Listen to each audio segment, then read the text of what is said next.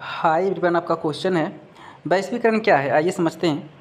वैश्वीकरण का अर्थ अपनी अर्थव्यवस्था का विश्व अर्थव्यवस्था सामंजस्य स्थापित करना है ना, तथा किसी वस्तु, सेवा, विचार, पद्धति, पूंजी, बौद्धिक संपदा अथवा सिद्धांत को विश्वव्यापी करना और विश्व के प्रत्येक देश का अन्य देशों के साथ अप्रतिबंधित आदान प्रदान करना।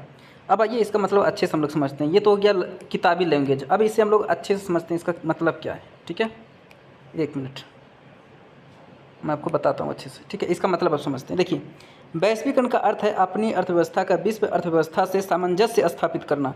यानी कि आपके देश में जो अर्थव्यवस्था चल रहा है, जैसा भी अर्थव्यवस्था है, अगर बढ़िया है तो और देशों के साथ जो है सामंजस्य स्थापित करके, यानी एकजुटता दिखा करके, एक दूसरे के देश के संपर्क में आकर के, वही सामंजस्य मतलब होता है एकता दिखाना। एक देश दूसरे देश के साथ एक मित्र की तरह, सामंजस्य की तरह एकदम काम करना, ताकि हम भी आगे बढ़े और वो देश भी आगे बढ़े। ठीक है, तो सामंजस्य स्थापित करके वस्तु हो गया, यानी कि वस्तु को भी आदान प्रदान करके, सेवा का भी आदान प्रदान करके, अपना विचार पद्धति, जैसे कोई देश का विचार पद्धति किस तरह का है, जो वो अच्छे प्रगति पे चला गया वो देश, वो विचार प्रगति किसी और को दे करके कि भाई ये हमने किया अपने देश में अप्लाई, तो मेरे विचार से इतना मेरा जो है इनकम बढ़ा, मेरे देश का आयात में मतलब हमारे देश के विकास में इतना चेंज हुआ पहले से।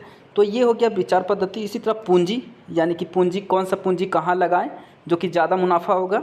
बौद्धिक संपदा अथवा सिद्धांत को, जो सिद्धांत है, प्रिंसिपल है, विश्वव्यापी करना, यानी कि पूरे विश्व में फैलाना। ऐसा नहीं कि जिस सिद्धांत से हम अपने देश को आगे लेके गए हैं वो सिद्धांत हमारे देश तक ही सीमित है, नहीं, व्यापक रूप से फैला देना कि हाँ भाई इस व्यापार में इस तरह काम कीजिए, आप जिस तरह हम आगे बढ़े हैं आप भी आगे बढ़िए। इस तरह विश्वव्यापी करना, यानी कि विश्व स्तर पर बड़ा करना, है ना। कोई भी देश अपने देश में क्या कर लेगा, जब तक दूसरे देश के साथ नहीं संपर्क करेगा, एक दूसरे का सामान आयात निर्यात नहीं करेगा, तो वो देश कभी आगे बढ़ेगा ही नहीं। ठीक है, क्योंकि हर जगह की प्रकृति कुछ ना कुछ खास दिया है। जैसे ईरान में हो गया, सऊदी अरब में हो गया, वहाँ पे तेलों की खजान है, डीजल, पेट्रोल, है ना। अब उनके साथ संपर्क नहीं करिएगा तो कैसे काम चलेगा।